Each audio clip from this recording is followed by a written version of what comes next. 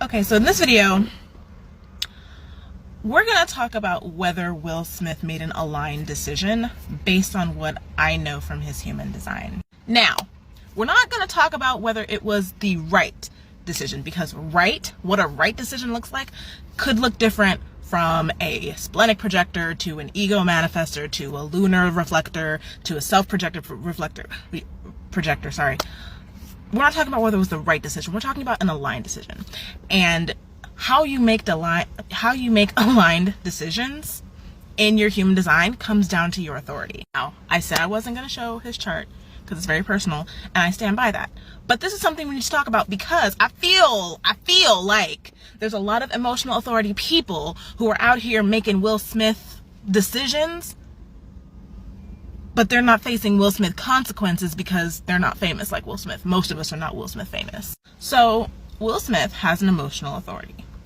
Now, an emotional authority is less about what decision you're going to make and more about when you need to make that decision. For emotional authority people, they have a set emotional wave, a set way that they experience their emotions.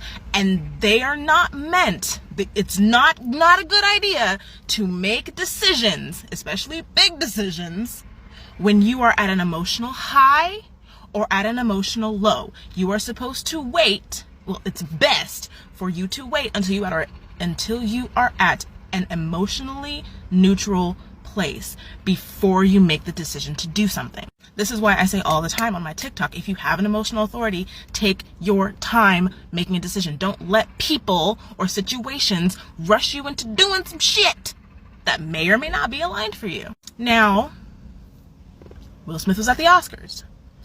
And I've only seen the video a few times, but there had to have been, 20, 30 seconds max from when Chris Rock said the joke to Will Smith slapping him?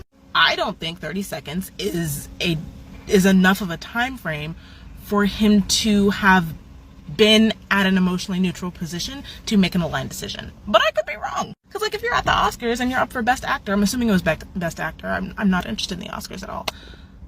I'm assuming he was at an emotional high.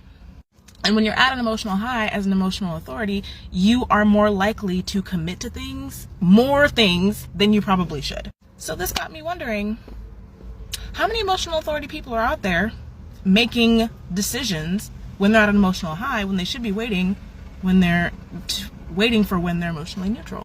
Are you an emotional authority making unaligned decisions all in these streets?